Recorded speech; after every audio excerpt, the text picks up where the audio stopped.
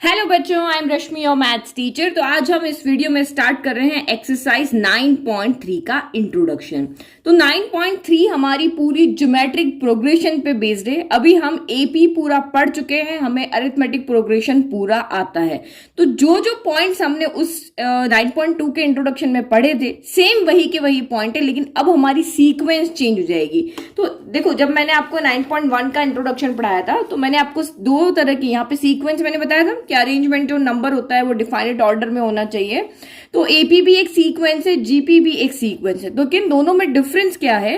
तो आप यहाँ पे देखो, मैंने आपको एग्जांपल्स दिए थे, लाइक कि जैसे ये वाला एग्जांपल, अगर 4 में एक कांस्टेंट नंबर को ऐड करके अगर हमें नेक्स्ट टर्म मिलती है, चाहे ऐड करो चाहे सब्ट्रैक्ट करो, तो वो हमारा यहाँ पे क्या हो जाती है? एपी हो जाती है। यानी 4 में 6 ऐड किया 10 हो गया, 10 में 6 ऐड किया 16 हो गया, 16 में 6 ऐड किया आपका 22 हो गया। तो ये हमारी कहलाती है एपी। लेकिन अगर हम यहीं पे अगर पहला कोई नंबर ले ले, उसमें कोई कांस्टेंट नंबर को मल्टीप्लाई करके अगर हमें नेक्स्ट टर्म मिलती है, तो वो हो जाती है हमारी जीपी। यानी कि 2 में 2 से मल्टीप्लाई किया 4 आ गया, 4 में 2 से मल्टीप्लाई किया 8 आ गया, 8 में 2 से मल्टीप्लाई किया आपका 16 आ गया। तो ये हमारी यहाँ पे क्या कहलाती है? जीपी। तो जो सीक्वेंस कुछ ऐड करके आगे बढ़ती है उसको हम एपी कहते हैं, और जो सीक्वेंस एक कांस्टेंट नंबर को ऐड करते हुए आगे बढ़ती है वो हमारी एपी होती है। और जो सीक्वेंस एक कांस्टेंट नंबर को मल्टीप्लाई करते हुए आगे बढ़ती है तो वो हमारी होती है जीपी। क्योंकि जब एग्जाम में क्वेश्चन आएंगे तो आपको वहां पर दिया नहीं होगा कि आप ये सीक्वेंस दिया, आप इसका अगर आपको सम फाइंड करना है या ये वाली टर्म फाइंड करनी है, तो आपको देखना पड़ेगा कि वो सीक्वेंस एपी है या जीपी है। तो ये तरीका होता है। यहाँ पे हम इसके लिए कॉमन डिफरेंस डी कैलकुलेट करते हैं, जो a2 माइनस a1 होता है। इसके लिए हम अभी सीखेंगे। जैसे आप ये वाली सीक्वेंस देखो, a को a से मल्टीप्लाई किया तो a स्क्वायर आ गया, फिर इसको a से मल्टीप्लाई किया तो a क्यूब आ गया, फिर इसको a से मल्टीप्लाई किया तो a4 आ गया। तो ये भी हमारी यहाँ पर क्या है? जीपी है। तो एक चीज तो आपको समझ में आ गई, जीपी हमारी कैसी होती है? जब किसी एक कांस्टेंट टर्म को आप मल्टीप्लाई कर करके आगे बढ़ते जाओगे तो वो हमारी होगी जीपी। तो ये देखो, मैंने कोई भी दो सीक्वेंस लिख लिए और जो मैंने एक्सप्लेन किया वही 2 को 2 से मल्टीप्लाई किया तो 4 आ रहा, 4 को 2 से मल्टीप्लाई किया तो 8, 8 को 2 से तो 16। और सेम यहां पर भी a को हम मल्टीप्लाई करते जा रहे हैं तो हमें नेक्स्ट वाली टर्म मिलती जा रही है।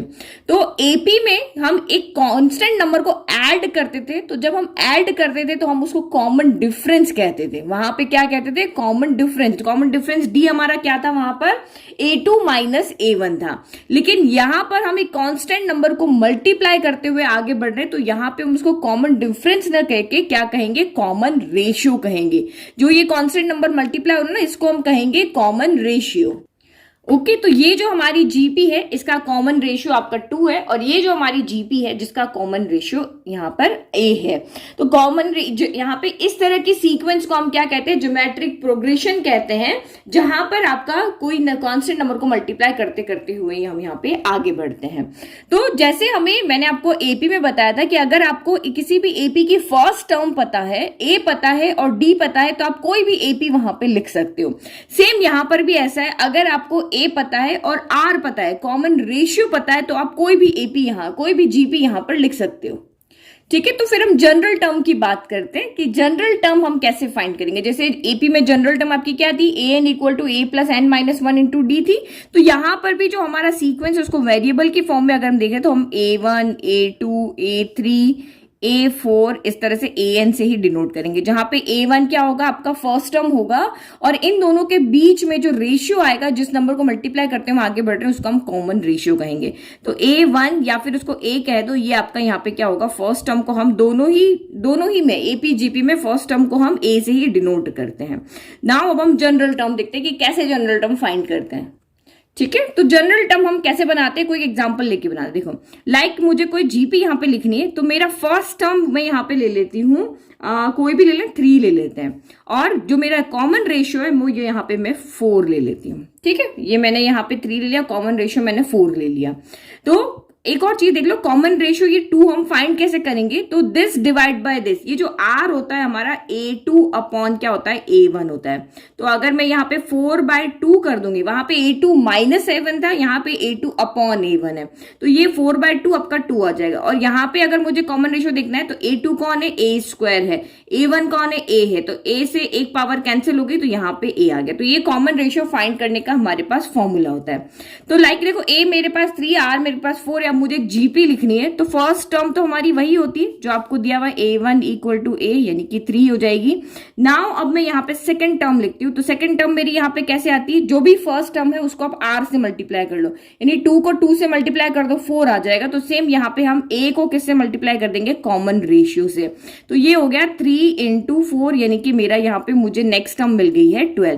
पहली टर्म मेरी कितनी आई, 3 आई, 3 4 12 आई। फिर नेक्स्ट मुझे a3 लिखना है, तो मैं a2 में ही किसको मल्टीप्लाई करूं, फिर से r को मल्टीप्लाई करूं। हम वहां पे बार बार देखो, ये जो हमारा यहाँ पे AP था, इसमें हम क्या करते थे, जनरल टर्म बनाने के लिए कॉमन डिफरेंस को बार बार यहाँ पे ऐड करते थे। देखो ये a था, फिर a प्लस डी किया, फिर इस a प्लस डी में एक बार और d ऐड किया, ये a प्लस 2d हो गया, फिर एक बार और ऐड किया, a प्लस 3d हो गया। ऐसे कर करके हमें नेक्स्ट टर्म यहाँ पे मिलती जाती थी।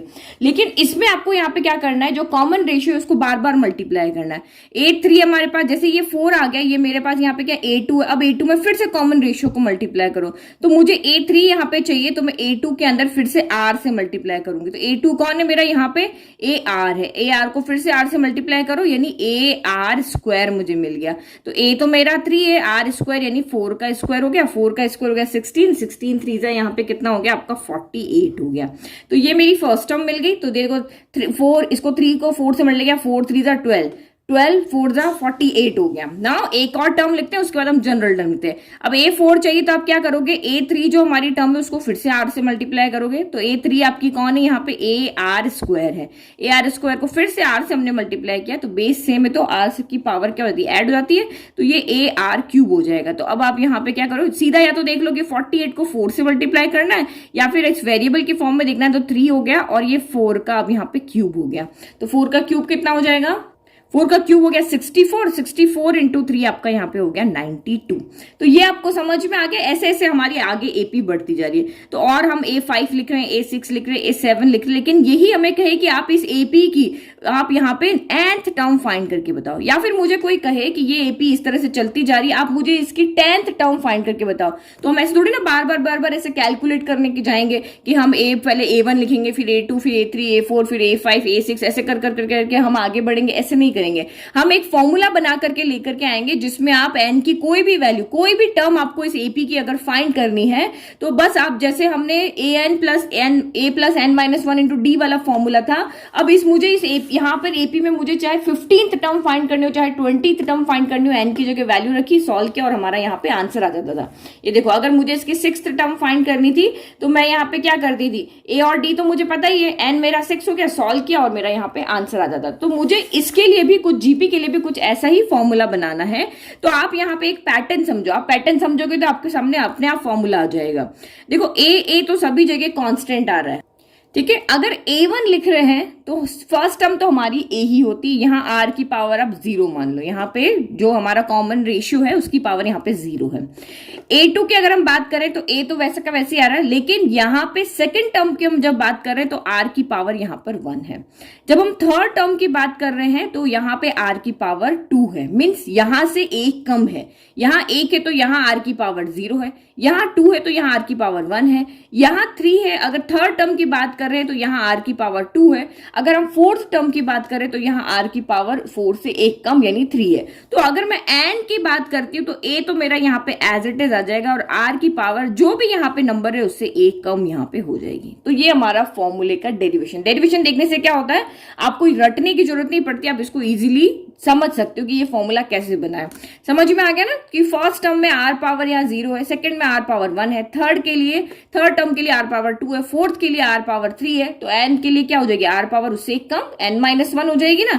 तो ये रहा हमारा जनरल फॉर्मूला, यानी इसकी हेल्प से हम इस एपी की कोई भी टर्म फाइंड कर सकते हैं। अगर मुझे यहाँ पर कहे कि ये आपकी जो एपी चल रही है, इस एपी की आप 15th टर्म या 10th टर्म फाइंड करके बताओ, तो देखो a यहाँ पे कौन है, 2 है और आर भी यहाँ पर 2 है, तो मैं यहाँ देखो लिखती हूँ, ए मेरा 2 है, आर भी मेरा यहाँ पर 2 है, तो मैं यहाँ से इसकी 10th टर्म फाइंड करके, 10th term means n equal to 10, यानी 10th पोजीशन पे कौन सी टर्म आएगी वो हमें बतानी है।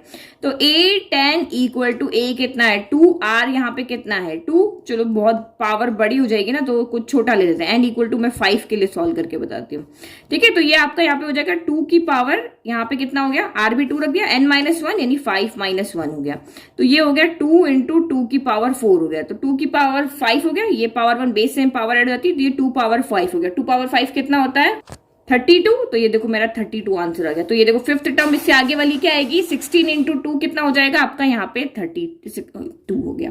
तो इस तरह से देखो मैंने बिना यहाँ पे कैलकुलेट की फिफ्थ टर्म बता दी। तो इस फॉर्मूला से हम, ये हमारा जैसे एपी में आपके मेन 2 फॉर्मूले थे, तो जीपी में भी यहाँ पे मेन 2 ही फॉर्मूलाज होगा। सम के लिए हमने 2 फॉर्मूला देखा था, तो यहाँ पे भी सम के लिए हम 2 ही फॉर्मूला देखेंगे, लेकिन अगर आपको एक याद है तो आप एक से भी काम चला सकते हो। तो ये हो गया हमारा जनरल टर्म ऑफ जीपी। तो दोनों को कंपैरिजन में याद रखो, ए जो आपका एपी है उसका फॉर्मूला होता है a n equal to a plus n minus 1 into d, ये हमारा एपी का जनरल फॉर्मूला होता है, और जीपी का जनरल फॉर्मूला होता है A R into N minus 1। इन दोनों फॉर्मूले की हेल्प से हम एपी की कोई भी रैंडम कोई भी टर्म हम यहाँ पे फाइंड कर सकते हैं।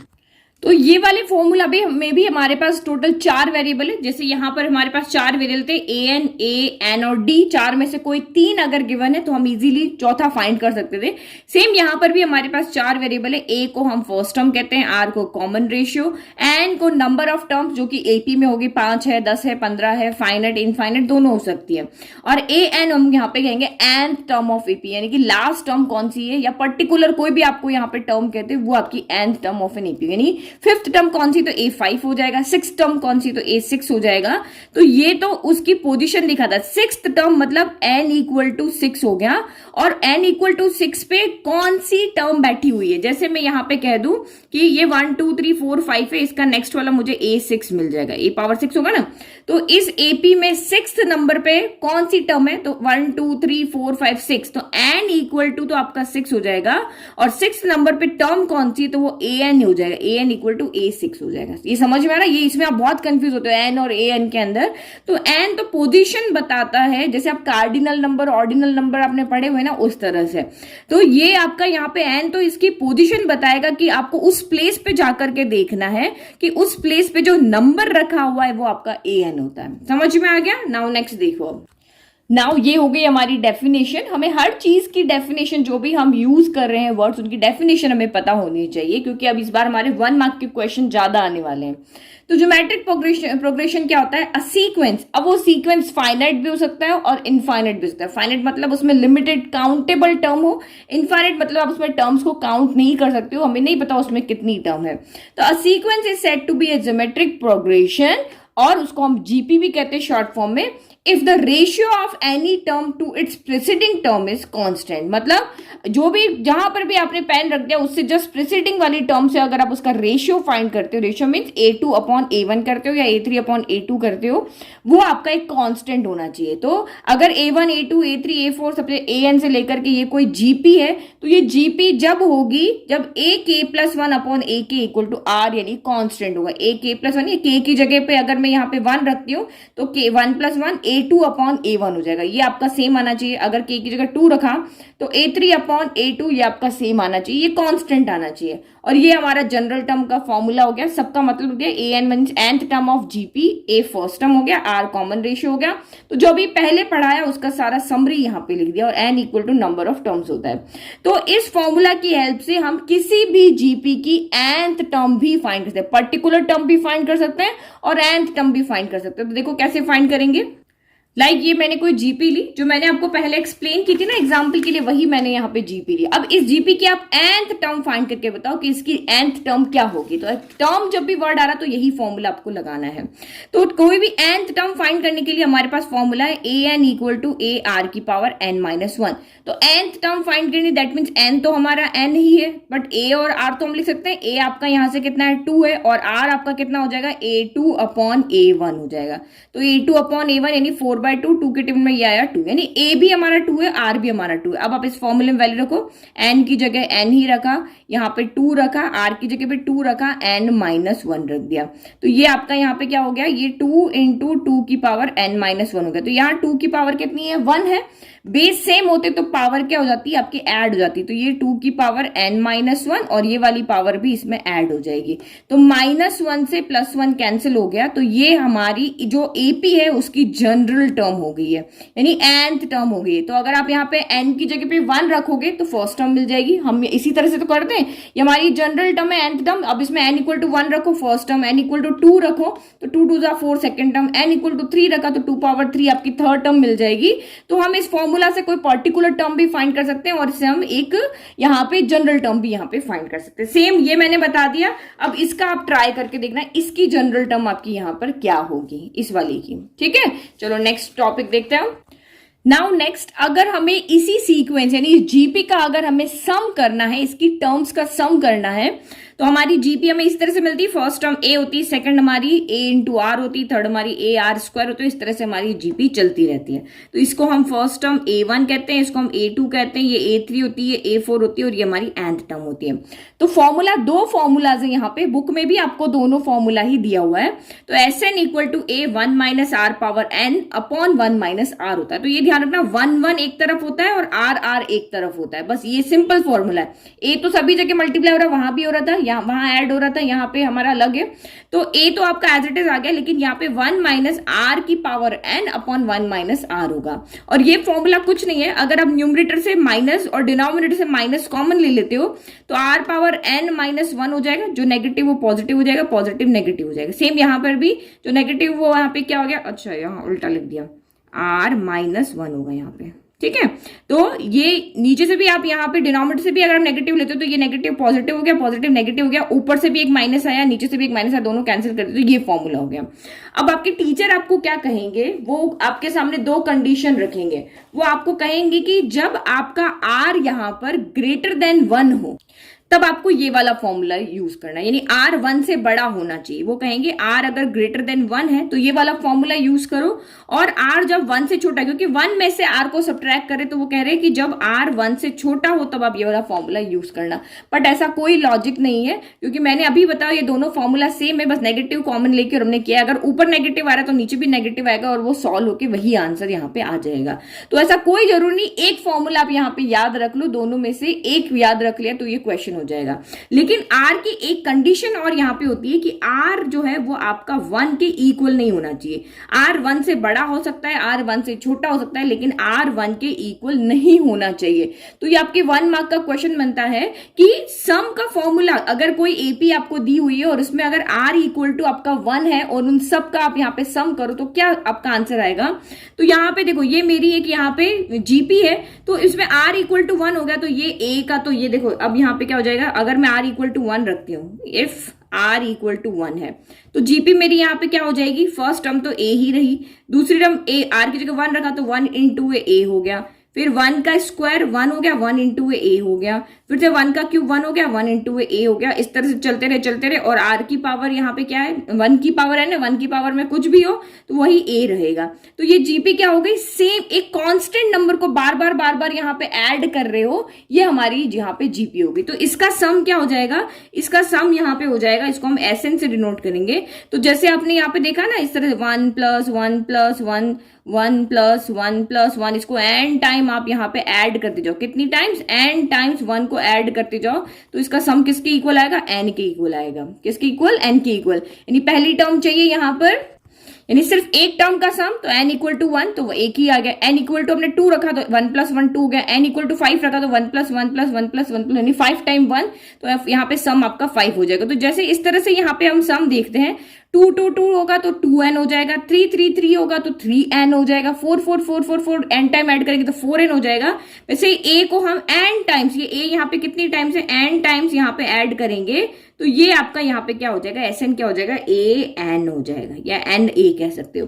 तो ये आपका, क्योंकि हर छोटी चीज आपको ध्यान रखनी है, तो ये आपका यहाँ पे फॉर्मूला हो गया कि r >1 के लिए कौन सा है, r <1 के लिए कौन सा है, और r ≠ = 1 है, तो Sn का फॉर्मूला हो जाएगा n, a इंटू एन। अगर पहली टर्म का सम चाहिए तो n इक्वल टू 1 रखो, पहली टर्म का ही आ गया। n इक्वल टू 2 रखोगे तो इन दोनों का सम कितना हो जाएगा, 2a हो जाएगा। तो देखो यहाँ 2a आ रहा है। अगर 3 टर्म का सम चाहिए तो 3 टाइम a है तो a plus a plus a 3a हो गया। तो यहाँ पे भी n की जगह 3 रखा तो 3 आ जाएगा।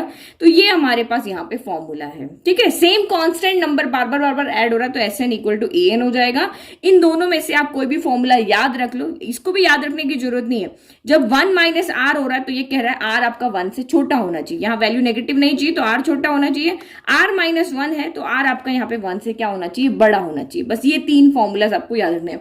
अब आप कहोगे मैम आपने डेरिवेशन तो बताया नहीं, ये फॉर्मूला कहाँ से बना। तो ये देखो मैं आपको सिंपली एक्सप्लेन कर देती हूँ कि डेरिवेशन कैसे बना। तो देखो Sn इक्वल टू क्या होता है, सारी जितनी भी टर्म्स है उनका सम करना, ए आर स्क्वायर से लेकर के आपके यहाँ पर हो गई ए आर की पावर n माइनस 1 तक आपका यहाँ पे टर्म आएगा। हम यही हमारा nth टर्म का हमारा फाइंड करने का फॉर्मूला क्या होता है, यही होता है ना। ये हमारी होती है फर्स्ट टर्म जिसको हम a से डिनोट करते हैं, second term A R, third term A R square, और nth टर्म को हम यहाँ पे क्या लिखते हैं, a इंटू आर की पावर n माइनस 1 लिखते हैं। तो यही हमने यहाँ पे लिखा। अब हमें ये फॉर्मूला बनाना है तो फिर आप यहाँ पे सेम हमने जैसा एपी में किया था वही यहाँ पे करें। कांस्टेंट जो आपका यहाँ पे कॉमन रेशियो है उससे इसको लेफ्ट और राइट में आप मल्टीप्लाई कर दो, मल्टीप्लाई करके और फिर इन दोनों को यहाँ पे सब्ट्रैक्ट कर दो, किसमें से 2 माइनस 1, इसमें से इसको सब्ट्रैक्ट कर दो। तो ये क्या बच गया आपका यहाँ पे, नहीं 2 फ्रॉम 1 करेंगे, 2 फ्रॉम 1 करेंगे। तो ये आपका यहाँ पे Sn माइनस आर Sn। अब आप यहाँ पे देखो सब्ट्रैक्ट जब हम कर रहे हैं तो इस ए आर से ए आर कैंसिल हो गया, ए आर स्क्वायर से ये कैंसिल हो गया, ए आर क्यूब से ये आगे वाला कैंसिल हो जाएगा, और इस तरह से सारे यहाँ पे कैंसिल हो जाएंगे। सिर्फ यहाँ पे बचेगा कौन, इससे पहले वाली टर्म भी यहाँ पे कौन होगी, ये वाली होगी। यहाँ पे ये वाली कौन सी होगी, देखो ए तो एज इट इज आएगा, आर की पावर n है, इससे पहले वाली टर्म n माइनस 1 होगी तो ये भी इससे कैंसिल हो जाएगा। तो यहाँ पे सिर्फ a बच रहा है और a की यहाँ पे r पावर n बच रहा है। तो Sn माइनस इधर से तो ये दोनों बचे और इधर से ये दोनों बचे, तो दोनों का सब्ट्रैक्शन हो गया। फिर आप यहां से Sn कॉमन ले लो, यहां से 1 माइनस आर बचा, यहां से a कॉमन ले लो, 1 माइनस आर पावर n बचा। तो Sn इक्वल टू इसकी डिवाइड में आ जाएगा और ये हमारा यहाँ पे फॉर्मूला बन जाएगा। तो ये सिंपल डेरिवेटिव का आता नहीं है, लेकिन फॉर्मूला डिराइव कैसे हुआ ये मैंने आपको बता दिया। अगर आपने एपी वाला देखा तो ये आपको इजीली अच्छे से समझ में आ गया, ठीक है। तो ये एक आपको ये वाला फॉर्मूला याद रखना है जो हमने जनरल टर्म वाला पढ़ा था, ये वाला, और सम में से कोई भी एक फॉर्मूला आप यहाँ पे याद रख लो। ये सिर्फ आपका ये एक माइंड में रहना चाहिए कि अगर कांस्टेंट नंबर बार बार हम यहाँ पे ऐड कर रहे हैं जीपी में तो ये चीज यहाँ पे आएगी। नाउ इसमें भी इंपॉर्टेंट नोट देखते हैं जैसे हमने वहां एपी में देखा था।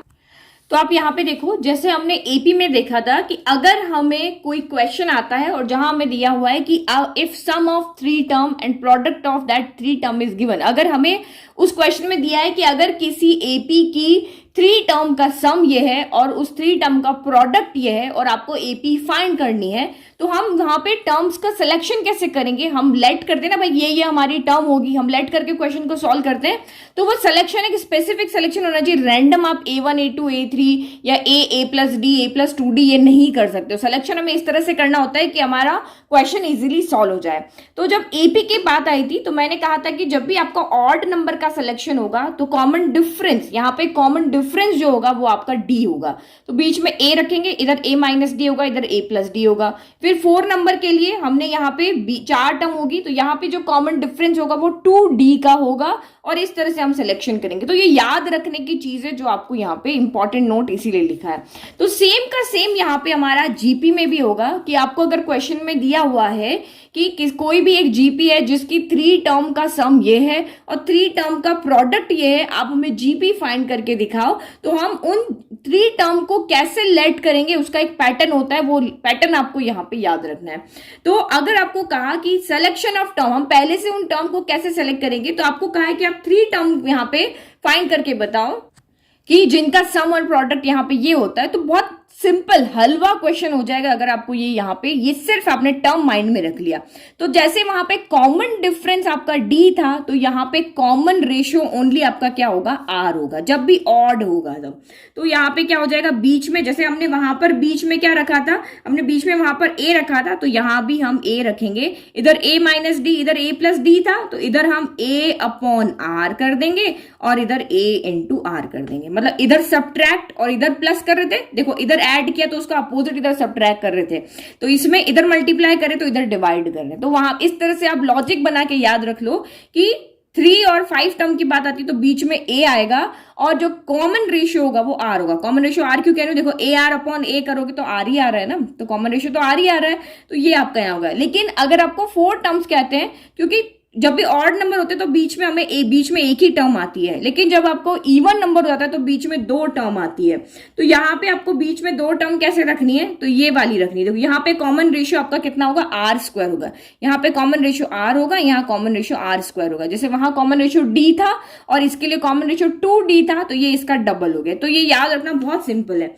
तो यहाँ पे हो जाएगा आपका a upon r, then a r, इधर एक और आर से मल्टीप्लाई कर दो और इधर एक और आर से आप यहाँ पे डिवाइड कर लो। तो ये यहाँ पे अच्छा 2 आर का डिफरेंस है ना, तो यहाँ ए क्यूब होगा और यहाँ भी आर आपका क्यूब होगा। ठीक है, तो ये R1 हो गया, देन R3 हो गया। जैसे वहां D1 था, फिर 2D 3D हो गया था ना, वैसे ही यहाँ पे देखो ये देखो, आप समझ लो, इसको पैटर्न समझ जाओगे। यहाँ D यहाँ 3D हो गया, 2D का डिफरेंस है, यहाँ पे 2D का डिफरेंस है, सेम यहाँ पे 2R का डिफरेंस, यहाँ पे R पावर 2 का डिफरेंस है। फिर 5 टर्म, अब 5 टर्म तो आप यहाँ पे खुद ही इजीली लिख लोगे। बीच में A लिखना है, R का डिफरेंस होना चाहिए, इधर हम R से मल्टीप्लाई करेंगे, इसको फिर से हम R से मल्टीप्लाई करेंगे, इधर हम R से डिवाइड करेंगे और एक बार और R से डिवाइड कर देंगे, हो गया इजीली। तो ये आप यहाँ पे याद रखो, question becomes halwa for you. Okay, now next topic देखो। लेकिन अगर देखो यहाँ पे कंडीशन भी है, वहां पे अगर आपको ओनली सम दिया हुआ था एपी के अंदर तब भी आपको इसी तरीके से सिलेक्शन ऑफ टर्म करना था। लेकिन अगर क्वेश्चन में यहाँ पे जब क्वेश्चन में सम एंड प्रोडक्ट गिवन होगा तब भी आपको ये वाली चीज लेनी। अगर आपको क्वेश्चन में ओनली सम कहा है कि किसी एपी की 3 टर्म का सम ये है, आप यहाँ पे जीपी फाइंड करके बताओ, तब हम यहाँ पे ये नहीं लेंगे। जब सम एंड प्रोडक्ट दोनों आपको दिए हुए होंगे तब भी हम ये लेंगे। तो आपके दिमाग में आ रहा होगा हम ऐसा यहाँ पे क्यों करते हैं। तो देखो, जब आप प्रोडक्ट की बात यहाँ पे करते हो तो आप इनको यहाँ पे मल्टीप्लाई करो, मल्टीप्लाई करेंगे तो आर से आर कैंसिल हो जाएगा, ए क्यूब बच जाएगा। हम सॉल्व करेंगे तो हमें सीधे से ए की वैल्यू मिल जाएगी। लेकिन अगर यही आप ए लोगे, फिर ए आर लोगे, फिर ए आर स्क्वायर लोगे, इनको ऐड करने पर या इनको प्रोडक्ट करने पर भी यहाँ पे इजीली आपकी वैल्यू नहीं निकलेगी। प्रोडक्ट करोगे तो ए क्यूब आर क्यूब हो जाएगा, ऐड करोगे तो यहाँ पे ए कॉमन है तो 1 प्लस आर स्क्वायर इस तरह से हो जाएगा। तो यहाँ पे वैल्यू नहीं निकलेगी। हम इस तरह की टर्म लेते हैं कि हमारी इजीली वैल्यू निकल के आ जाए। अब आप इनको प्रोडक्ट करो तो ये सब प्रोडक्ट करोगे तो यहां से आर कैंसिल हो जाएगा, आर क्यूब से आर क्यूब, यहाँ ए पावर 4 सिर्फ एक वेरिएबल बच जाएगा। तो इजीली हम सॉल्व यहाँ पर कर लेंगे। अब ओनली सम गिवन हो तो कैसे करेंगे, तो हम ये जो हमारी जीपी थी ना उसी में से लेंगे। अगर उसमें क्या होगा, ओनली सम दिया होगा ना, तो या तो ए की वैल्यू दी होगी या आर की वैल्यू आपको वहां पर दी हुई होगी। तो अगर आपको फर्स्ट 3 टर्म के लिए कहा है तो 1 2 3 ये 3 टर्म ले लो, 4 के लिए कहा है तो ये फर्स्ट 4 टर्म ले लो। इस तरह से आपका क्वेश्चन सॉल्व हो जाएगा। नाउ नेक्स्ट अब देखते हैं हम ज्योमेट्रिक मीन। जैसे हमने एपी में देखा था, यहाँ पे अरिथमेटिक मीन देखा था। अरिथमेटिक मीन मतलब sum of observation divide by number of observation. एक नंबर इंसर्ट करेंगे किन्हीं 2 नंबर के बीच में तो अलग तरीका है, एक से ज्यादा नंबर इंसर्ट करेंगे तो अलग तरीका है। तो सेम यहाँ पर भी अगर कोई एक नंबर अंदर इंसर्ट करना है तो उसको हम यहाँ पे ज्योमेट्रिक मीन कहेंगे। उसको फाइंड करने का अलग तरीका है। ज्यादा नंबर इंसर्ट करेंगे जीपी में भी तो उसको फाइंड करने का अलग तरीका है। तो डेफिनेशन देख ले पहले, फिर हम देखते फॉर्मूला कैसे डिराइव होगा। तो ज्योमेट्रिक मीन का मतलब यहाँ पे क्या होता है, मीन तो आपको समझ में आ गया, वही जैसे अरिथमेटिक मीन था। लेकिन यहाँ पे ज्योमेट्रिक मीन है तो इसको कैलकुलेट करने का अलग तरीका। वहां पे अरिथमेटिक मीन था तो sum of observation divided by number of observation वहां पर आ रहा था। तो यहाँ देखो, गिवन 2 पॉजिटिव नंबर। अब आप यहाँ पे इस चीज को अच्छे से देखना कि जो भी 2 नंबर आपको दिए हुए होंगे वो दोनों पॉजिटिव होने चाहिए, ए और बी। जिन भी 2 नंबर के बीच में आप यहाँ पे नंबर को इंसर्ट करवा रहे हो वो नंबर हमेशा आपके क्या होने चाहिए, पॉजिटिव नंबर्स होने चाहिए। We can insert a number G, उन 2 नंबर यानी ए और बी के बीच में, हमारे ए और बी 2 नंबर है, इनके बीच में एक नंबर जी को इंसर्ट करवा रहे हैं। तो अब हम यहाँ पे क्या हो जाएगा, अगर आप उसको इंसर्ट करा रहे हो तो इस तरह से उसने, यानी कि कोई रैंडम नंबर इंसर्ट कर दिया। मैंने कहा कि 1 और जैसे मैंने कहा कि 2 और 8 के बीच में कोई एक नंबर इंसर्ट करो, तो इसका मतलब यही नहीं है कि आप 3 डाल दोगे, 4 डाल दोगे, 5 डाल दोगे। ऐसे रैंडम कोई नंबर नहीं डालना है, आपको ऐसा नंबर डालना है बीच में कि अब जो ये सीक्वेंस बन रहा है ये आपका जीपी बनना चाहिए। जीपी बनना चाहिए मतलब इन दोनों का कॉमन रेशियो और इन दोनों का कॉमन रेशियो सेम होना चाहिए। जीपी हम ऐसे ही चेक करते हैं ना कि कॉमन रेशियो उनका सेम होना चाहिए। तो अगर ये जीपी बनती है, अगर हमने इस नंबर को अंदर इंसर्ट कराया और ये हमारी जीपी बन गई, तो तब हम इस जी को क्या कहेंगे, इस ए बी का ज्योमेट्रिक मीन कहेंगे। Such a number G is called a geometric mean of number a and b. अगर ये यहाँ पे जीपी के रूल को फॉलो करती है, यहाँ पे इनका जो कॉमन रेशियो है वो इक्वल आ जाता है, तभी हम इस जी को ज्योमेट्रिक मीन कहेंगे, अदरवाइज हम इसको ज्योमेट्रिक मीन नहीं कहेंगे। तो कैसे हम इसको फाइंड करेंगे? कोई भी दो नंबर के बीच में हम कैसे देखेंगे कि ए और बी के बीच में मैंने रैंडम कोई भी नंबर इंसर्ट करा दिया, अब हम कैसे चेक करेंगे कि ये जीपी है या नहीं है? तो वो भी आगे देखो। तो how we check they are in GP. आपको कोई भी नंबर दे दिया, कह दिया 148 है, अब चेक करो ये जीपी है या नहीं है, मतलब जो 4 है वो इसका ज्योमेट्रिक मीन है या नहीं है, आप ये चेक करके बताओ। तो हम मान लेते हैं कि ये जो है हमारी जीपी है। तो जीपी है तो आपका यहाँ पे फर्स्ट 2 का और लास्ट 2 का कॉमन रेशियो क्या होना चाहिए? सेम होना चाहिए। यही हमें पता है चेक करने। कैसे चेक करेंगे? कोई भी अगर आपको रेशियो यहाँ पे सीक्वेंस दी हुई है तो आप चेक कैसे करते हो ये जीपी है या नहीं है? अगर वो एपी होता है तो कॉमन डिफरेंस हम देखते हैं सेम होना चाहिए, मतलब सेम नंबर को ऐड कर करके आगे वाली टर्म आनी चाहिए। अगर वो जीपी है तो हम देखते हैं कि सेम नंबर से मल्टीप्लाई कर करके आगे वाली टर्म हमें मिलनी चाहिए। तो सेम यहाँ पर भी हम यही देखते हैं कि अगर ये जीपी है तो इन दोनों का कॉमन रेशियो और इन दोनों का कॉमन रेशियो आपका यहाँ पर सेम आना चाहिए। तो अब यहाँ पे क्या लिखेंगे? अगर ये जीपी है देन जी अपॉन ए, क्योंकि ये होता है ना, ये A1 है, ये A2 है, ये A3 है, तो A2 अपॉन A1 क्या होगा? यहाँ पे R होगा, और A3 अपॉन A2 भी यहाँ पे क्या होगा? R होगा। इन दोनों का भी कॉमन रेशियो चाहिए तो इन दोनों को डिवाइड करो, इन दोनों का चाहिए तो ये करो। तो दोनों R के, दोनों का राइट इक्वल है तो दोनों का लेफ्ट भी यहाँ पे क्या होगा? इक्वल होगा। तो इसका क्या होगा? A3 अपॉन A2, यानी कि यहाँ पे हो जाएगा B अपॉन आपका यहाँ पे हो जाएगा G। अगर ये GP है तो ये रेशियो जो यहाँ पे बन के आएगा वो इक्वल होना चाहिए। तो यहाँ से हम एक फॉर्मूला डिराइव करते हैं, इन दोनों को क्रॉस मल्टीप्लाई करो। तो जैसे हमने एपी में किया था ना, बिल्कुल वैसे ही कर रहे हैं। फिर हमने ये किया कि हाँ इनका कॉमन रेशियो इक्वल होना चाहिए, तो उसको सॉल्व करके और हमने ये कॉमन ज्योमेट्रिक अरिथमेटिक मीन निकालने का एक फॉर्मूला बना दिया कि बार बार इसको इस तरह से सॉल्व नहीं करेंगे लॉन्ग मेथड से। जब भी आपको चेक करना होगा या फाइंड करना होगा कि इन्हीं दो नंबर के बीच में एक अरिथमेटिक मीन निकाल के बताओ, तो यहाँ पे अरिथमेटिक मीन तो एक ही होगा ना, किन्हीं दो नंबर के बीच में अब अरिथमेटिक मीन निकाल के बताओ, तो सीधा ये फॉर्मूला लगा के हम कैलकुलेट कर लेंगे। तो सेम यहाँ पर भी ऐसा ही फॉर्मूला बना रहे हैं, तो ये सीधा हम यहाँ पे कैलकुलेट करें और उस फॉर्मूले में ए बी की वैल्यू रखें और हमारा ज्योमेट्रिक मीन आ जाए। तो क्रॉस मल्टीप्लाई क्या? जी इंटू जी आपका जी स्क्वायर हो गया, ए इंटू बी आपका यहाँ पे ए बी हो गया। तो हमें तो जी की वैल्यू चाहिए। आपको यही कहेंगे ना, ये दो नंबर, ये फर्स्ट नंबर 2 है, आपका दूसरा नंबर यहाँ पे 5 है, 2 और 5 के बीच का ज्योमेट्रिक मीन फाइंड करो। तो ये तो हमारा जी स्क्वायर आ गया, लेकिन हमें वैल्यू चाहिए जी की, क्योंकि जो हमारा नंबर है बीच में वो ओनली जी है, जी स्क्वायर नहीं है। ए और बी के बीच में जो नंबर है ज्योमेट्रिक मीन है वो आपका क्या है? ओनली जी है। तो यहाँ ओनली जी चाहिए, अब स्क्वायर को उधर लेके चले जाओ, तो जी इक्वल टू क्या हो जाएगा? Under root of A B हो जाएगा। समझ में आ गया?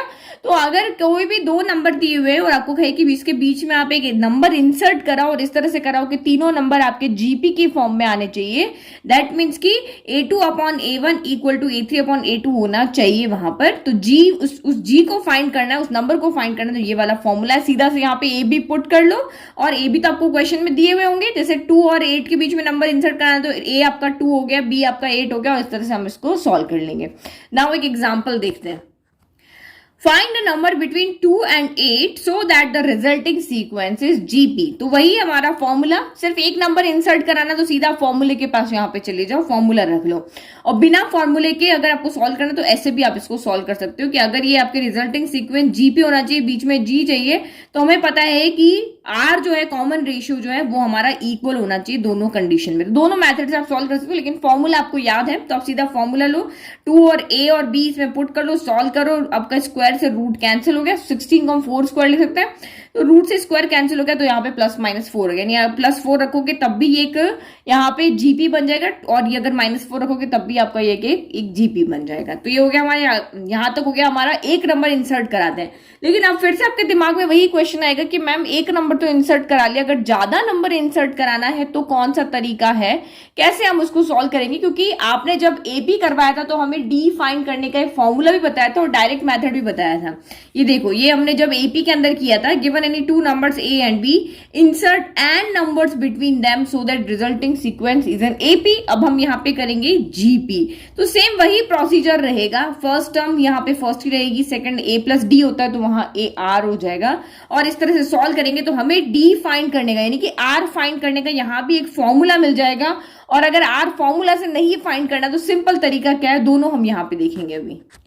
तो given any two numbers A and B, कोई भी दो नंबर आपको दिए होंगे और कहेंगे कि आप उनके बीच में एन नंबर्स इंसर्ट कराओ सो दैट रिजल्टिंग सीक्वेंस आपका जीपी रहे। तो ये मेरा नंबर रहा ए, ये मेरा नंबर रहा बी, और इसके बीच में मैंने एन यहाँ पे नंबर्स को इंसर्ट कर दिए और इस तरह से इंसर्ट किए कि ये आपकी रिजल्टिंग जीपी रहे। तो आपको बताना है कि ये नंबर्स यहाँ पे क्या होंगे, G1 क्या होगा, G2 क्या होगा, G3 क्या होगा, ये आपको यहाँ पे बताना है। तो सबसे पहले वही चीज आपको यहाँ पे पता होनी चाहिए। तो देखो ये हमारी ये जो जीपी है ये इसकी फर्स्ट टर्म होगी, ये इसकी सेकंड टर्म होगी, ये इसकी थर्ड, फिर ये आपकी इसकी होगी फोर्थ, ये फिफ्थ होगी।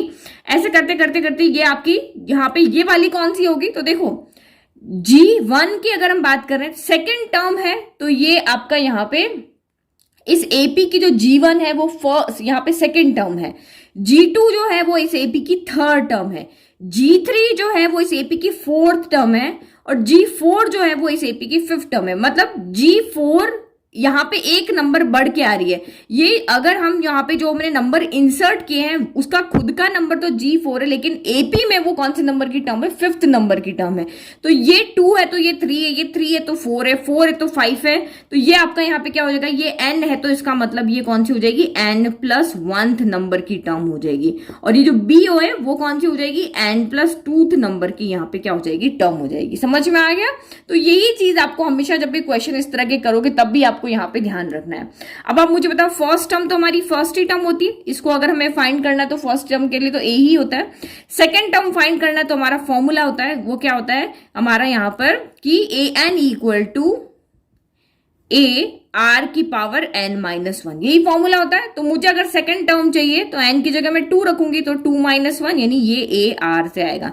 G2 मुझे चाहिए तो ये r स्क्वायर आएगा। जो सेकंड टर्म है वो a r होती है, जो थर्ड टर्म होती है वो a r स्क्वायर होती है, जो फोर्थ टर्म होती है वो a r cube, fifth term आपकी a r यहाँ पे क्या हो जाएगी, 4 हो जाएगी। तो n+1 देखो यहाँ पे 5 है तो ये 4 है, यहाँ 4 है तो ये 3 है। अगर फर्स्ट टर्म तो a होती, सेकंड में r की पावर 1 होती है, थर्ड के लिए r की पावर 2 होती है, फोर्थ के लिए r की पावर 3 होती है, फिफ्थ टर्म के लिए r की पावर 4 होती है। तो n+1 टर्म के लिए r की पावर यहाँ पे क्या होगी, इससे एक कम होगी। यहाँ 5 है तो यहाँ 4 है, यहाँ पे 4 है तो 3 है ना, यहाँ n+1 है तो इससे एक कम यहाँ पे n हो जाएगी। और b को अगर हमें यहाँ पे फाइंड करना है तो इसको फाइंड करने के लिए क्या हो जाएगा, ये n+2 टर्म है तो इसमें से एक कम कर दो तो ये n+ यहाँ पे क्या हो जाएगा, 1 हो जाएगा। तो इसका मतलब यहाँ पे क्या हो गया, देखो a आपको दिया हुआ होगा, b आपको दिया होगा। जैसे अभी इस क्वेश्चन के हमने 2 हमें दिया हुआ, 8 हमें दिया हुआ, बीच में हमें नंबर इंसर्ट कराना है। तो मुझे G1 चाहिए तो a भी चाहिए, r भी चाहिए, G2 के लिए भी मुझे a चाहिए, r चाहिए, G3 के लिए भी चाहिए, G4 के लिए, सबके लिए मुझे a और r चाहिए। तो a तो मुझे क्वेश्चन में दिया हुआ है, अब मुझे r चाहिए। तो r जब भी हमें फाइंड करना होता है तो हमेशा हम लास्ट वाली टर्म के पास जाते हैं, इसके पास तो r है ही नहीं, हम b को जाके बोलेंगे b हमारी हेल्प करो, हमें r दो। तो b को फाइंड करने के लिए b हमारी इस ap की कौन सी टर्म है, n+2th टर्म है, ये वाली आपकी कौन सी टर्म है, a n+2th टर्म है आपकी यहाँ पे। और इसको फाइंड करने के लिए हमारा फॉर्मूला क्या हो जाएगा, a r की पावर जो भी यहाँ पे उससे एक कम, तो ये हो जाएगा n+2-1, यही फॉर्मूला लगा रहे ना। ये n+2th टर्म है तो n की जगह n+2 रखो तो ये a r n+2-1 हो गया। तो b इक्वल टू आपका यहाँ पे क्या हो जाएगा, a r की पावर n, 2 में से एक 1 गया तो यहाँ पे +1 बच गया। अब मुझे r की वैल्यू चाहिए तो बाकी सबको आप उधर भेज दो। तो ये क्या हो गया आपका b/a हो गया। या तो सीधा फॉर्मूला याद रखो, लेकिन कभी कभी आप पूछते मैम डेरिवेशन कैसे आया ये, तो इसीलिए मैं आपको बता रही हूँ जिससे आपको रटने में दिक्कत ना हो। तो b/a इक्वल टू r की पावर कितना हो गया, n+1 हो गया। लेकिन मुझे r की वैल्यू चाहिए तो यहाँ n+ नहीं चाहिए, n+1 मुझे नहीं चाहिए, तो मैं दोनों तरफ यहाँ पे क्या कर देती हूँ, यहाँ पे n+1 से पावर में n+1 से डिवाइड कर देती हूँ। तो यहाँ पे 1/n+1 हो जाएगा और इधर भी 1/n+1 हो जाएगा। या फिर सोचो अब मैंने 1/n+1 से दोनों की पावर में मल्टीप्लाई कर दिया, तो यहाँ पे n+1 से n+1 पूरा का पूरा क्या हो जाएगा, कैंसिल हो जाएगा। तो अब ये मेरा बच गया b/a की पावर 1/n+1, तो ये हमारा यहाँ पे हो गया r। यानी कि अगर आपको कॉमन रेशियो यहाँ r चाहिए तो सीधा का सीधा ये वाला फॉर्मूला आप याद कर लो और सीधा का सीधा आप यहाँ से r फाइंड कर सकते हो। जैसे हमने d फाइंड करने के लिए ये वाला फॉर्मूला याद रखा था। तो अभी आपको सारी चीजें पता होनी चाहिए, क्योंकि अब हमारे 1 मार्क के क्वेश्चन बहुत सारे आने वाले हैं। तो डी फाइंड करने का सिंपल तरीका b माइनस ए अपॉन n प्लस 1 होता है। n यहाँ पे होता है कितनी टर्म हमने अंदर इंसर्ट की है, और यहाँ पे भी सेम यही होगा, b अपॉन ए, b और a आपको दिया होगा और आपको कहा कि 5 टर्म इंसर्ट करनी, तो n आपका यहाँ पे कितना हो जाएगा, 5 हो जाएगा। तो ये तो रहा आपका शॉर्ट मेथड कि आप r फॉर्मूले के अंदर पुट करके और r फाइंड कर लो, ये आपको दिया हुआ ही होगा, इससे आप g1 g2 g3 फाइंड कर सकते हो। अब मान लो कि किसी को फॉर्मूला याद नहीं है, ये याद किया हुआ भी भूल गया, तो वो इस क्वेश्चन को कैसे करेगा, क्योंकि फॉर्मूला नहीं भी याद है तो भी हम क्वेश्चन को इजीली कर सकते हैं। तो अब ये तो a और r हमें पता है, तो g1 क्या हो जाएगा आपका, a तो वैल्यू a हो जाएगी और r की जगह ये वैल्यू तो लेट मैं एक का बताती हूँ। अगर g1 मुझे चाहिए तो a तो आपका a है और r कितना हो गया, तो b अपॉन a की पावर 1 अपॉन n प्लस 1 हो जाएगा। अगर g2 चाहिए तो इसी का पूरे का क्या हो जाएगा, स्क्वायर हो जाएगा। ये अगर मुझे यहाँ पे g2 चाहिए तो g2 कितना a r स्क्वायर है, तो ये a हो गया r स्क्वायर, यानी कि b अपॉन a की पावर 1 अपॉन n प्लस 1 का भी ये क्या हो जाएगा, होल स्क्वायर हो जाएगा। और इस तरह से करके हमें जितनी भी टर्म चाहिए हम यहाँ पे फाइंड कर लेंगे। अब एक एग्जाम्पल लेते हैं जिसमें हम फॉर्मूला यूज नहीं करके या दोनों मैथड देखते हैं। तो एग्जाम्पल नंबर 17 लेके मैं आपको समझा रही हूँ आपको क्वेश्चन कैसे करना है, अगर आपको ये फॉर्मूला याद नहीं है तो। Question is insert 3 numbers between 1 and 256 so that the resulting sequence हो वो आपका GP बन जाए। तो हमने लेट किया कि G1, G2, G3 ये 3 नंबर हैं जो हम 1 और 26 के बीच में इंसर्ट कर रहे हैं, और इस तरह से इंसर्ट कर रहे हैं कि अब जो आपने ये सीक्वेंस लिखा ये आपका GP बन जाए। तो अब हमें G1, G2, G3 की वैल्यू यहाँ पे फाइंड करके दिखानी है। तो ये आपको दिया हुआ क्या है, तो आप यहाँ पे देखो ये जो 2 नंबर दिए होते हैं उसमें पहले वाले को हम A कहते हैं, दूसरे वाले को हम यहाँ पे क्या कहते हैं, B कहते हैं। तो A यानी कि फर्स्ट टर्म, आपको फर्स्ट टर्म यहाँ पे क्या दी हुई है, फर्स्ट टर्म आपकी यहाँ पे दी हुई है आपको 1, ठीक है। अब अगर मुझे G1 फाइंड करना है तो G1 मेरा किसके इक्वल होगा, ये G1 देखो ये फर्स्ट टर्म है, ये सेकेंड टर्म है, इस GP की ये फर्स्ट टर्म है, ये सेकेंड है, ये आपकी थर्ड है, ये आपकी यहाँ पे फोर्थ है और ये आपकी यहाँ पे फिफ्थ टर्म है। तो G1 मुझे यहाँ पे चाहिए, ये इस AP की कौन से नंबर की टर्म है, A2। तो वही हमारा जो फॉर्मूला होता है जो टर्म फाइंड करने का, वो हमारा क्या होता है, AN equal to A into R की पावर n माइनस 1 होता है। तो हमें सेकेंड टर्म चाहिए तो n की जगह 2 रख दो, तो AR 2 माइनस 1, यानी G1 जो होगा वो AR के इक्वल होगा।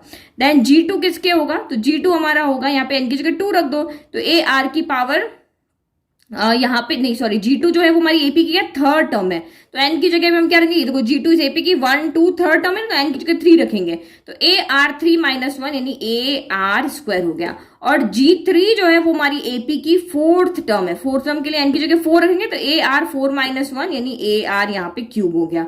और जो B है यानी कि जो 256 है वो हमारी AP की फिफ्थ टर्म है। कौन सी टर्म है, फिफ्थ टर्म है। तो फिफ्थ टर्म को हम कैसे फाइंड करते हैं, R की जगह क्या रखेंगे, 5 माइनस 1, तो ये हो गया AR की पावर 4 हो गया।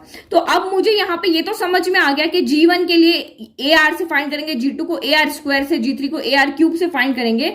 तो A तो हमें क्वेश्चन में दिया हुआ है, लेकिन R कहां से लेकर के आए, तो R हमेशा जो ये दूसरा नंबर का होगा ना वहां से फाइंड करेंगे।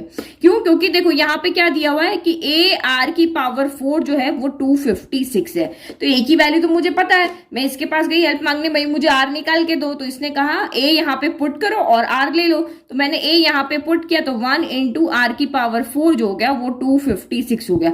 तो 1 को किसी से मल्टीप्लाई करो वही आता है, तो R पावर 4 इक्वल टू 256 हो गया।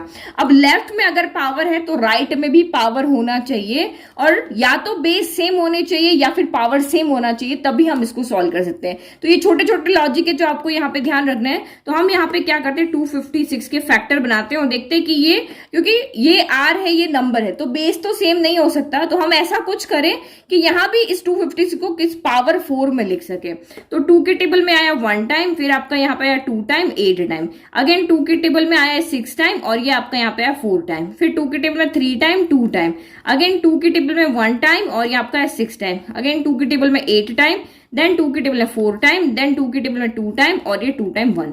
तो ये 2 के टेबल में अगर आप देखो तो 1 2 3 4 5 6 7 8 पावर हो रही है, तो 256 जो है 2 की पावर 8 हो रहा है, तो 8 और 4 तो इक्वल नहीं होगा, हमें तो इक्वेट करना है। तो हम कुछ ऐसा लेके आए कि पावर 4 है, तो देखो मैं 2 2 की पैरिंग कर देती हूँ, ये 2 2 की पैरिंग कर दी, तो 4 पैरिंग हो रही है, तो ये दोनों को मिला के 4 हो गया, इन दोनों को मिला के 4 हो गया, ये दोनों को मिला के 4 हो गया, दोनों को मिला के 4 हो गया, यानी कि 256 को हम 4 पावर 4 भी लिख सकते हैं।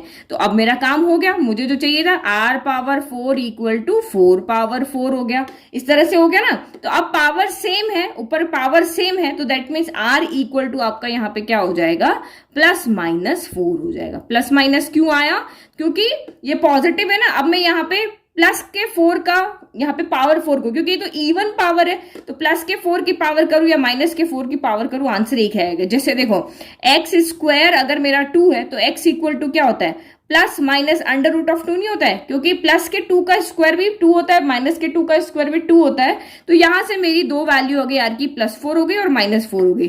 तो इसका मतलब अब मुझे g1 चाहिए, तो मुझे दो तरीके से यहाँ फाइंड करना पड़ेगा। जब r इक्वल टू मेरा पॉजिटिव है, जब r पॉजिटिव है तो मेरा यहाँ पे g1 कितना हो जाएगा, a इंटू आर, यानी 1 इंटू 4, यानी कि ये हो गया 4।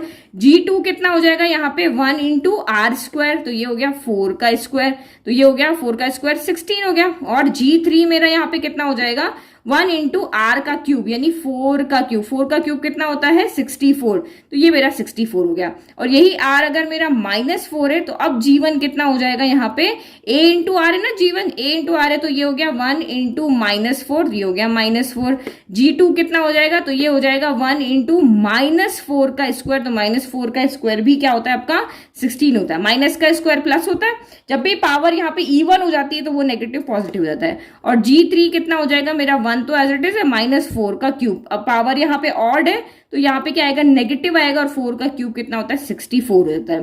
तो ये हमें दो तरह के यहाँ पे सॉल्यूशन मिलेंगे। फर्स्ट जीपी जब मिल रही है 1, पहले पॉजिटिव लिखे, फिर 4, देन 16, देन 64 और 256 मिल रही है। एक तो हमें ये मिल रही है और दूसरी में मिल रही है 1, देन आपकी यहाँ पे -4, फिर 16 पॉजिटिव, -64 और देन आपका यहाँ पे 256। ये दो आंसर हमें यहाँ से मिल रहे हैं। तो इस तरीके से आप क्वेश्चंस को यहाँ पर सॉल्व करोगे। तो समझ में आ गया, बिना फॉर्मूला लगाए हमने यहाँ पे सॉल्व कर लिया। और अगर आप यहाँ पे आपको फॉर्मूला याद है तो आप यहाँ वैल्यू रखो b अपॉन ए, तो 256 अपॉन यहाँ पे क्या हो जाएगा a हो जाएगा, और यहाँ पे पावर रखो। फिर आप ये देखो r, यही सेम फॉर्मूला लिया हमने, a और b की वैल्यू रख दी। n आपका यहाँ पे कितना होता है, n मतलब कितनी टर्म हमने इंसर्ट की, तो इस क्वेश्चन में हमने 3 टर्म इंसर्ट की, तो यहाँ पे 3 प्लस यहाँ पे क्या हो जाएगा 1 हो जाएगा। तो आगे इसको सॉल्व करो, तो दिस एम प्लस r कितना हो जाएगा, 256 में 1 से डिवाइड किया यही आएगा, तो 1 बाय आपका क्या यहाँ पे हो जाएगा 4। और अभी मैंने आपको बताया था इस 1/4 को मुझे कैंसिल करना पड़ेगा, r की वैल्यू चाहिए, तो 256 को हम ऐसे लिखेंगे कि ये पावर 4 में, तो 4 की पावर 4 आपका 256 था, तो ये 4 से 4 कैंसिल हो गया, तो आपका यहाँ पे प्लस माइनस क्या आ जाएगा r4 आ जाएगा। समझ में आ गया, ठीक है। तो जब भी पावर यहाँ पे आपकी इवन होगी तो +-4 यहाँ पे आएगा ही आएगा, ऑड में नहीं आएगा, ठीक है। तो ये हमने यहाँ पे सॉल्व किया, दोनों तरीके बता दिए, जिसको जो मेथड सही लगता है उससे आप कर लेना। नाउ नेक्स्ट देखते हैं दोनों में रिलेशनशिप क्या है। अरिथमेटिक मीन लास्ट टॉपिक है इस इंट्रोडक्शन का, कि अरिथमेटिक मीन और ज्योमेट्रिक मीन में क्या रिलेशन है। तो ये वाला टॉपिक यहाँ पे एक्स्ट्रा, अदरवाइज एपी जीपी में सारे टॉपिक आपके यहाँ कॉमन थे। तो relationship between arithmetic mean and geometric mean, तो हम यहाँ पे अरिथमेटिक मीन क्या होता है, किन्हीं दो नंबर के बीच में एक नंबर जो इंसर्ट करते हैं और वो एपी बनती है उसको अरिथमेटिक मीन कहते हैं। और किन्हीं दो नंबर के बीच में आप एक नंबर इंसर्ट करो और जो सीक्वेंस 3 नंबर का जो सीक्वेंस बन रहा है वो जीपी अगर यहाँ पे बन रहा है उसको ज्योमेट्रिक मीन कहते हैं। तो यही हो गया, लेट हमने यहाँ पे मान लिया कि लेट ए जो है वो किन्हीं दो नंबर के बीच का अरिथमेटिक मीन है और जी जो है वो किन्हीं दो नंबर के बीच का ज्योमेट्रिक मीन है, और दोनों आपके यहाँ पे रियल नंबर है। तो रिलेशनशिप बनाना है तो कुछ तो करना पड़ेगा। तो हमें पता है जो अरिथमेटिक मीन होता है वो हमारा इन दोनों यहाँ पे sum of observation divided by number of observation होता है, और जो ज्योमेट्रिक मीन होता है उसको फाइंड करने का हमारे पास फॉर्मूला होता है √AB। ये दोनों फॉर्मूला तो आपको याद है ना, ठीक है। तो ये मैं अरिथमेटिक मीन से लाई, ये ज्योमेट्रिक मीन से लाई। अब इन दोनों में कोई रिलेशन बताना है, कोई भी रिलेशन है इसमें मुझे निकाल के दिखाना है कि कोई तो रिलेशन होगा तुम दोनों के अंदर में, क्योंकि तुम्हें मतलब एक ही है कि दो नंबर के बीच में अगर एक नंबर आता है और वो एपी की फॉर्म बन जाती है तो वो अरिथमेटिक मीन होता है। और अपने दो नंबर के बीच में एक नंबर इंसर्ट किया, प्रोसेस सेम है कि दो नंबर के बीच में आप एक नंबर को इंसर्ट करो, जैसे ए हमने एम इंसर्ट किया, तो ये अगर आपकी सीक्वेंस अरिथमेटिक यहाँ पे एक एपी बन जाती है तो वो अरिथमेटिक मीन हो जाएगा ए। और इन्हीं दो नंबर के बीच में अगर आपने जी को इंसर्ट किया और अगर सीक्वेंस आपकी जीपी बन जाती है तो उसको हम यहाँ पे ज्योमेट्रिक मीन कहते हैं। तो तरीका तो एक ही है। अब देखते हैं दोनों अलग अलग है या इनमें कोई रिलेशन नहीं है। तो एक रिलेशन बनाने के लिए मैंने यहाँ पे क्या किया कि a माइनस जी कर देती हूँ। तो आप कहोगे कि आपने a माइनस जी ही क्यों किया, g माइनस a क्यों नहीं किया, तो वो भी आप कर सकते हो जो आपके मन में है। तो लेकिन मैं यहाँ पे a माइनस जी कर रही हूँ, आगे देखते हैं क्यों कर रहे हैं। तो यहाँ पे देखो मुझे एक रिलेशन बनाना है, इसीलिए मैं यहाँ पे इक्वेशन 1 माइनस इक्वेशन यहाँ पे 2 कर देती हूँ। ठीक है, तो ये हो गया a माइनस जी, मैंने किया a माइनस जी यहाँ पे किया, मतलब कि a प्लस बी बाय 2 में से मैंने यहाँ पे under root of A B को सब्ट्रैक्ट कर लिया। तो सॉल्व करें, इसको सॉल्व कर सकते हैं ना, इसके डिवाइड में कुछ नहीं तो 1 है, तो 2 और 1 का एलसीएम आपका 2 हो गया। तो यहाँ पे a प्लस बी हो गया, और यहाँ पे 1 के टेबल में 2 आता है 2 टाइम, तो यहाँ पे 2 रूट ए बी चला गया। तो देखो कुछ दिमाग लगाओ, यहाँ पे कोई रिलेशन बनाना है तो इसको हमें एक इक्वेशन की फॉर्म में लिखते हैं। देखो ये a है, ये b है, -2 है, और ये अंडर रूट ए भी है ना, इसको अलग अलग कर सकते हैं ऐसे। तो मैंने अंडर रूट ए और अंडर रूट बी को यहाँ पे अलग कर दिया। तो ये कुछ ऐसा नहीं लग रहा जैसे वो फॉर्मूला हमारा होता है a² प्लस b² -2ab की फॉर्म में दिख रहा है ना। तो ये देखो 2 है, ये a है, ये 2 है, a और b है, a है तो इसका मतलब यहाँ पे अंडर रूट ए का स्क्वायर लिख सकते हैं। कुछ इस तरह का फॉर्मूला दिमाग में आ रहा है ना, इसको देख करके थोड़ा तो हिंट हो रहा है ना। तो इस a को मैं यहाँ पे क्या लिखती हूँ, रूट ए का स्क्वायर लिख सकते हैं। रूट ए का स्क्वायर क्यों लिखेंगे, क्योंकि a रूट ए जो होता है वो क्या होता है आपका a की पावर 1/2 होता है। अब मैं देखो दोनों का स्क्वायर कर देती हूँ, तो रूट ए का अगर मैंने स्क्वायर कर दिया तो a की पावर 1/2 का भी स्क्वायर होगा, स्क्वायर से स्क्वायर कैंसिल हो गया, तो ये मेरा फिर से यहाँ पे क्या बन जाता है, a बन जाता है। तो ये इसको मैं ऐसे लिख सकती हूँ, a को मैं रूट ए का स्क्वायर लिख सकती हूँ, क्योंकि रूट का मतलब होता है 1/2 से ये 2 कैंसिल हो गया तो a ही बचता है, और a ही हमारा बच रहा है। सेम यहाँ पे भी मैं b को क्या लिख सकती हूँ, b को मैं यहाँ पे रूट b का क्या लिख सकती हूँ, स्क्वायर लिख सकती हूँ। मुझे एक रिलेशन चाहिए, तो जो मेरे दिमाग में कंसेप्ट है उनको लगा करके और मुझे एक रिलेशन बनाना पड़ेगा। तो मैं यहाँ पे एक रिलेशन बना रही हूँ, क्योंकि मुझे दिखने में ये a² प्लस b² -2ab की फॉर्म में यहाँ पे दिख रहा है। तो a² दिख गया ना, एक देखो a मुझे इस तरह से लिख सकते हैं, दैट मीन्स a² है, b को ऐसे लिख सकते हैं, दैट मीन्स ये b², यहाँ पे इसका स्क्वायर इस तरह से लिख सकते हैं। तो ये 2 अंडर रूट ऑफ a हो गया, अंडर रूट ऑफ b हो गया, डिवाइड बाय यहाँ पे 2 हो गया। अब हमारा फॉर्मूला क्या होता है, a² प्लस b² -2ab को हम यहाँ पे क्या लिखते हैं, a माइनस बी का होल स्क्वायर, यही फॉर्मूला होता है ना। तो यहाँ पे a माइनस बी का होल स्क्वायर करिए, तो a कौन है, यहाँ पे रूट a है, b कौन है, यहाँ पे रूट b है, तो ये स्क्वायर बाय यहाँ पे क्या हो गया, 2 हो गया। तो अब आप एक मुझे चीज बताओ, ये हमारा क्या आया, a माइनस, दोनों का जो मीन है उनका डिफरेंस है।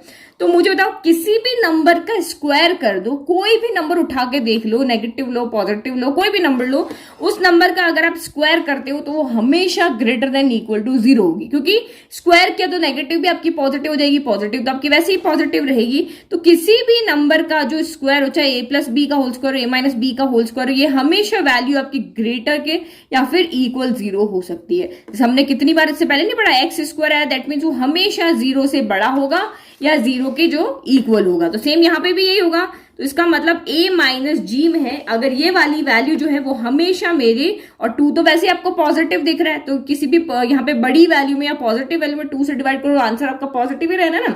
तो ये ग्रेटर देन इक्वल टू आपकी 0 हो सकती है, यही कह रहा है। तो इसका मतलब हमने यहाँ पे क्या कंक्लूजन निकाला कि जो हमारा a माइनस जी, हम कोई भी a b की वैल्यू रख के कैलकुलेट करेंगे तो वो वैल्यू हमेशा मेरी ग्रेटर देन इक्वल टू 0 आएगी, या तो 0 आएगी या फिर 0 से बड़ी आएगी। तो मैं यहाँ से एक रिलेशन बनाना है, तो g को मैं उधर भेज देती हूँ, तो a is greater than equal to g आ रहा है। तो इससे हमारा यहाँ पे क्या रिलेशन निकला कि अरिथमेटिक मीन जो होगा वो हमेशा ज्योमेट्रिक मीन से बड़ा होगा। इसीलिए मैंने यहाँ पे a माइनस जी किया, क्योंकि मैं तो आपको पढ़ा रही हूँ, इसलिए मुझे पता है कि यहाँ पे अरिथमेटिक मीन हमेशा ज्योमेट्रिक मीन से बड़ा होगा। तो इसीलिए मैंने a माइनस यहाँ पे क्या किया, g किया है। तो आप कहोगे ना कि g माइनस a क्यों नहीं किया, तो इसीलिए नहीं किया क्योंकि आगे जाकर के मुझे यहाँ पता है कि बड़ा a हमेशा बड़ा रहेगा ज्योमेट्रिक मीन से। तो बड़ा है तो बड़े में से ही तो छोटे को सब्ट्रैक्ट करेंगे, छोटे में से बड़े को थोड़ी ना सब्ट्रैक्ट करेंगे, फिर नेगेटिव साइन आ जाएगा आपका यहाँ पे। तो इससे हमारा क्या कंक्लूजन निकला कि जो रिलेशनशिप देखा हमने अरिथमेटिक मीन और ज्योमेट्रिक मीन में, तो अरिथमेटिक मीन जो होगा वो हमेशा ज्योमेट्रिक मीन से बड़ा होगा, मीन्स ये बड़ा भाई होगा और ये छोटा भाई होगा। ये चीज आपको यहाँ पे ध्यान रखनी है। अच्छा, ऐसा कोई केस है कि ये दोनों इक्वल हो जाए, ये दोनों इक्वल हो जाए, यानी कि अरिथमेटिक मीन, यानी दो केस यहाँ पे बन रहे, या तो a g से बड़ा होगा या फिर a जो होगा वो g के इक्वल होगा। a बड़ा हो सकता है, इक्वल होगा, दो केस है। तो बड़ा तो हो गया ठीक है, लेकिन इक्वल कब होगा, तो इक्वल जब होगा जब a इक्वल टू आपका b हो जाएंगे, जब a और b दोनों आपके सेम हो जाएंगे, जब a b यहाँ पे क्या जो नंबर आप इंसर्ट कर रहे हो वो आपके सेम हो जाएंगे, तो आपके a इक्वल टू यहाँ पे क्या हो जाएगा, g हो जाएगा। तो हम यहाँ पे केस लिख लेते हैं इसके लिए केस यहाँ पे इसे एक नोट करके लिख देते हैं कि जब आपका यहाँ पे a इक्वल टू बी होगा तो दिस एम्प्लाइज, तब आपका यहाँ पे a equal to this implies then कर देते हैं। जब a इक्वल टू बी होगा, when a equal to B then a equal to आपका यहाँ पर g हो जाएगा। तो ये मैं पूरा आपको यहाँ पे 1 मार्क के क्वेश्चंस के अकॉर्डिंग भी प्रिपरेशन करा रही हूँ, हर छोटी चीज आपको इंट्रोडक्शन में बता रही हूँ ताकि आपको कहीं भी नहीं जाना पड़े, सिर्फ इंट्रोडक्शन को पढ़ के भी आप अच्छे से एमसीक्यू चाहे कहीं से भी आ जाए आप इजीली सॉल्व कर लो। तो ये तो हो गया हमारा सारा जो भी इंट्रोडक्शन था वो। अब अगर बीच के क्वेश्चन में कुछ नया आता है तो वो हम वही देखेंगे, अदरवाइज इतना आपने पढ़ लिया, इतना इंट्रोडक्शन आपने ये 6 पेज का इंट्रोडक्शन कर लिया तो आप सारे क्वेश्चन को इजीली अटेंड कर पाओगे। तो ये आप अच्छे से देखो ताकि कल जब एक्सरसाइज अपलोड होगी तो आपको क्वेश्चंस अच्छे से समझ में आएंगे। मेनली आपको 2 फॉर्मूलाज दिमाग में रखना है जीपी के लिए, एक टर्म वाला और दूसरा आपका है सम वाला। तो जहां पर भी क्वेश्चन में टर्म फाइंड करने की बात आएगी टर्म वाला फॉर्मूला लगाएंगे, जहां पे सम करने की बात आएगी वहां पे सम वाला फॉर्मूला लगाएंगे। अदरवाइज ये ज्योमेट्रिक मीन तो आपका इंसर्ट करने वाला क्वेश्चन तो बिल्कुल डिफरेंट हो गया, तब आपको क्वेश्चन देख के ही समझ में आ जाएगा। तो आई होप आपको पूरा इंट्रोडक्शन अच्छा समझ में आया। अभी भी कोई डाउट है तो प्लीज कमेंट बॉक्स में कमेंट करें और लाइक शेयर सब्सक्राइब करना ना भूलें। Thank you.